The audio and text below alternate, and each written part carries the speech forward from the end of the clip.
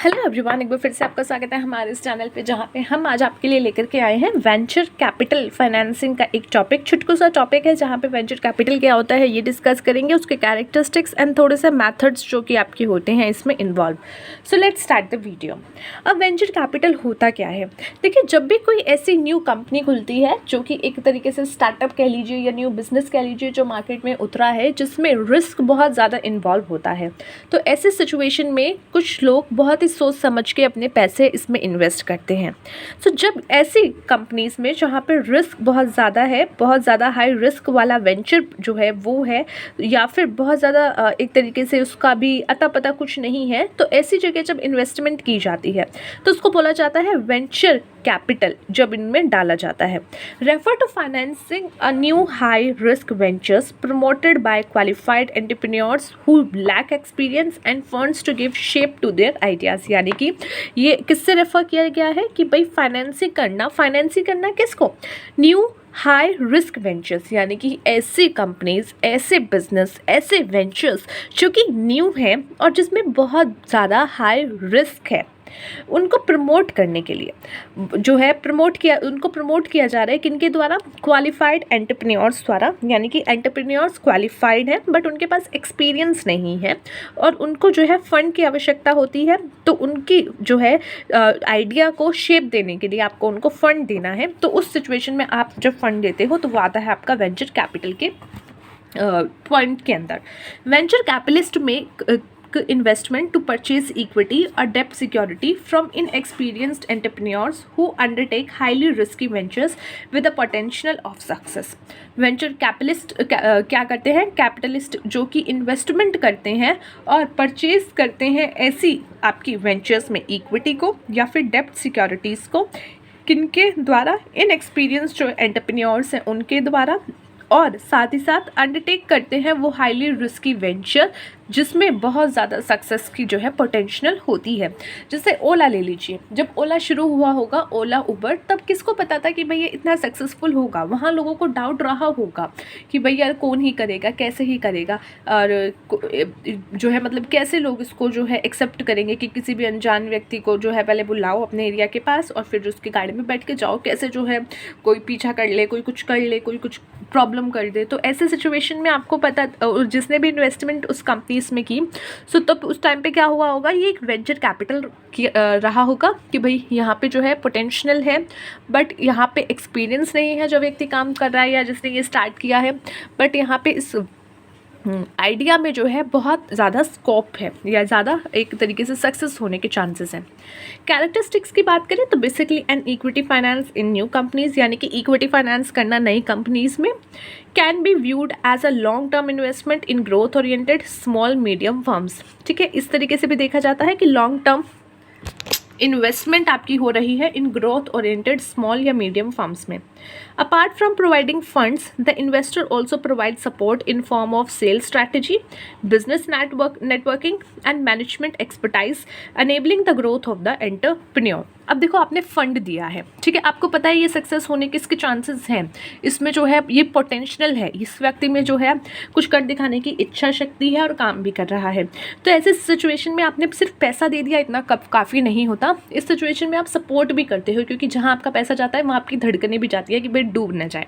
सो इसलिए आप कोशिश भी करते हो कि वो ग्रो करे, जल्दी ग्रो करे, अच्छा ग्रो करे, एंड उसके लिए आप अदर हेल्प भी करते हो, जैसे नेटवर्किंग कराना, सेल्स स्ट्रैटेजी कराना, मैनेजमेंट एक्सपर्टाइज कराना, ताकि उसकी जो है ग्रोथ अनेबल हो सके, अच्छी हो सके।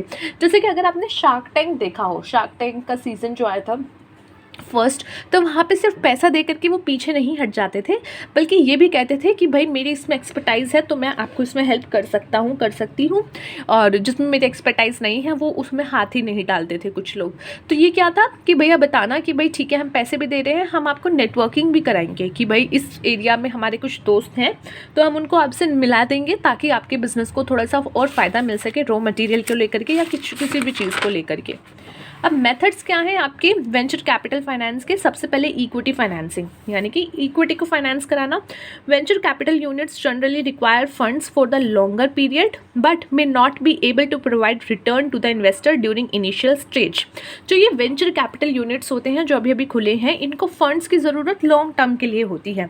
ऐसा नहीं कि सिर्फ 2 दिन के लिए 4 दिन के लिए है, नहीं, इनको लॉन्ग टर्म के लिए पैसा चाहिए ताकि ये उसकी इन्वेस्टमेंट अच्छे से कर सके एंड देन बाद में जाकर के कहीं 6, 7, 8 साल बाद जब उनका कैपिटल अच्छी तरीके से यूनिट जब अच्छी तरीके से काम करे तब वो उसको वापस देने के बारे में सोचें कि भाई रिटर्न अप करना शुरू करते हैं। और बहुत इनिशियल स्टेज में ये कुछ भी रिटर्न प्रोवाइड नहीं करा सकते कि भाई हो सकता है उनका ब्रेक इवन पॉइंट आने में ही थोड़ा टाइम लग जाए, काफ़ी टाइम लग जाए। तो इसीलिए यहाँ पे इनिशियली स्टेज पे ही आपको जो है कुछ रिटर्न मिलना शुरू हो जाएगा, ऐसा पॉसिबल नहीं होता। सो यहाँ पे जो है equity share capital financing is advantages. यहाँ पे इक्विटी शेयर के थ्रू जो है फाइनेंस करना थोड़ा सा एडवांटेज रहता है। The investors contribution does not exceed 49%। अब यहाँ पे जो कॉन्ट्रीब्यूशन होता है इन्वेस्टर का वो 49% से ज़्यादा नहीं होना चाहिए। क्यों? क्योंकि जैसे ही 51% हो गया तो उसकी पूरी की पूरी एक तरीके से वो एक ज़्यादा हकदार हो जाएगा और फिर सारा डिसीजन लेने की पावर उसकी हो जाएगी। किसकी? जो इन्वेस्टर है उसकी। अगर उसने 49% से ज़्यादा 50% से ज़्यादा लेट्स सपोज 51% जो है उसने अगर इन्वेस्टमेंट कर दी तो hence the effective control and ownership remains with the entrepreneurship. तो इसलिए जो है 51% एटलीस्ट एंटरप्रेन्योरशिप रखता है ताकि उसकी जो कंट्रोल है, जो ओनरशिप है, वो उसी के पास जो है रहे। Next is conditional loan. Conditional loan यानी कि लोन देना with some conditions. A conditional loan is repayable in the form of a royalty after the venture is able to generate cell.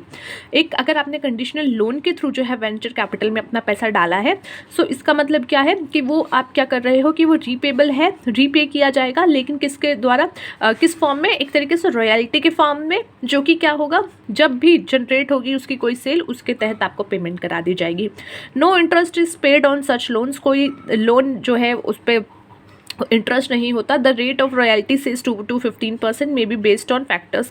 अब जो है उसकी रॉयल्टी हो सकती है जो भी होगी 2 से 15% या लेट्स से 2 से 15% या कोई भी अगर है तो वो क्या है कुछ फैक्टर्स पे डिसाइड होगा, जैसे गेस्टिंग पीरियड कितना है, कैश फ्लो पैटर्न क्या है, एक्सटेंट ऑफ रिस्क क्या है, तो बाकी अदर कंडीशंस पे मेंटेन करेगा कि वो कितना परसेंटेज रॉयल्टी ले रहे हैं।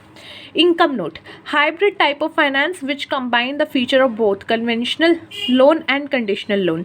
तो इनकम नोट क्या होता है? एक तरीके से दो तरीके के फीचर इसमें आपके होते हैं, कन्वेंशनल लोन के फीचर एंड कंडीशनल लोन के फीचर।